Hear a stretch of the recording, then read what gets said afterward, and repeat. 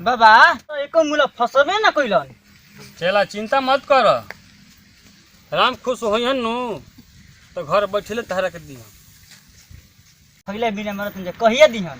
जा देख कहीं भूलल भटकल कोई मिल जाओ, जा जा कहीं कोई मिल जाओ। ठीक बा गुरुजी देखा तनी। जा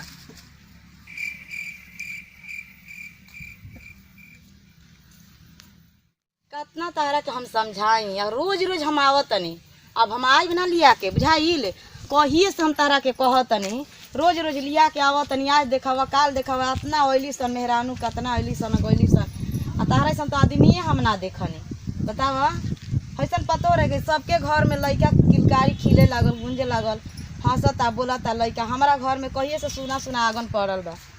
बताओ ऐसा पर हम ना रखब रोज रोज तारा से परेशान बानी हम। तू आवत नु तो उहे समझी बुझाइल रखले बदे काहे ना बोली हो। ई देखत तारा सबके आंगना में लइका फइका खेलत हो सना हमरा को गो बाल बच्चा हो गई।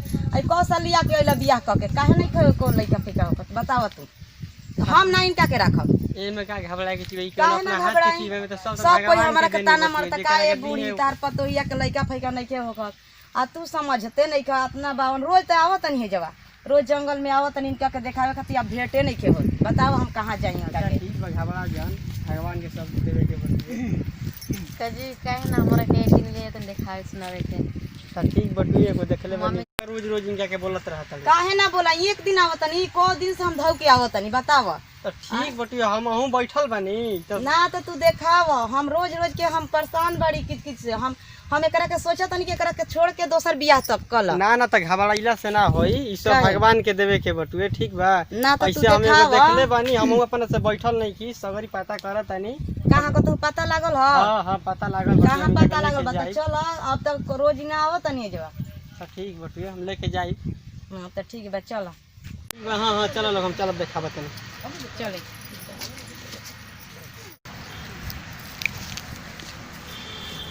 बोलतन बाबा खुश रहते ला कहां न चलल तनी और सही घूमत तनी। ओ बांडा बाबा के आश्रम कहां बा?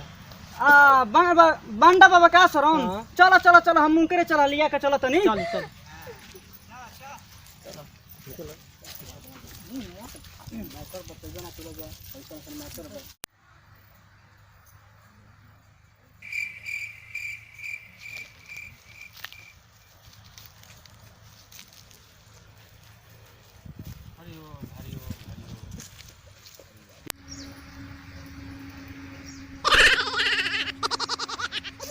बाबा बच्चा व्यवस्था कर दे बनी। हाँ, या दल बड़ा हां तो मर्दाना है कि मर्दानी है, मर्द है कि मेहरू है? मेहरार गुरुजी वाह वाह तब तो ठीक बा, ठीक कइल बा। ले आव ठीक बा बाबा लिया के तनी। जा जा जा लेके आव। चले के काम बा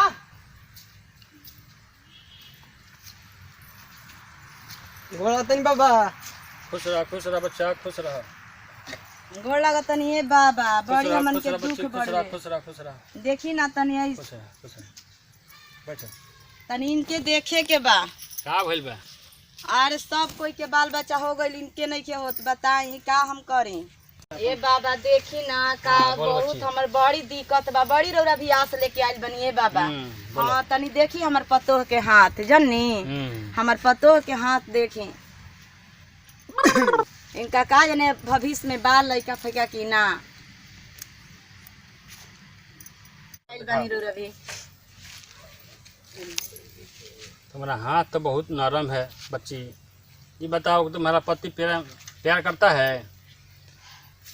बोला जौन दुख सुख बात बाबा से बताओ बोला, कुछ ना तो हम तारा के राखब मुँह उखब खोला, ना कुछ करे। बोला का दिक्कत बा?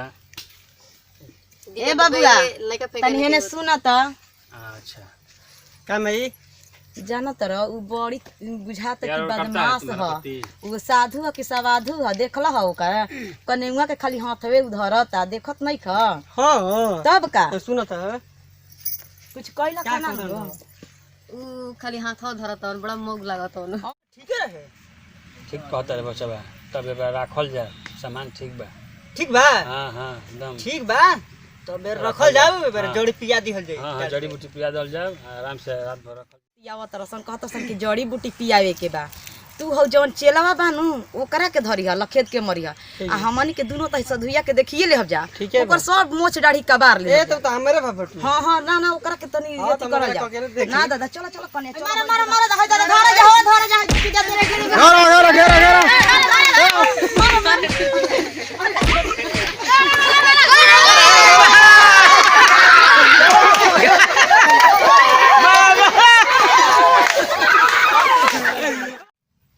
भैया हम इंदू देवी और आज के हमने के एगो खास वीडियो बनावे के ये रहे कि देखी ये साधु बाबा बाड़न कि साधु हमार पतो के कैसे कैले बाड़न तो ऐसन ढोंगी के पास रौरा सब मत जाइब जा कि रौरा सब के ई तौर पर मतलब रौरा सब पहुँच सकें जा।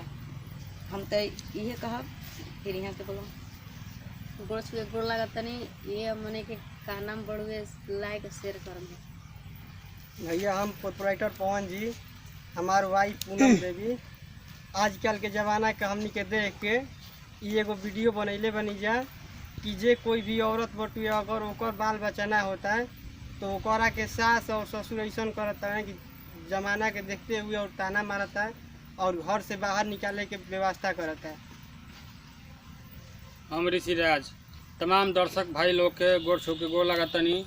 हम यह कहब कि जो जोन कॉमेडी बा एकरा के सब्सक्राइब करी लाइक करी शेयर करी बस यह हम कह सकत हन। समस्त भोजपुरिया समाज के गोट छू के प्रणाम करतनी। हमारा कमेटी के जरूर से जरूर देखिए और बेल आइकन दबाई।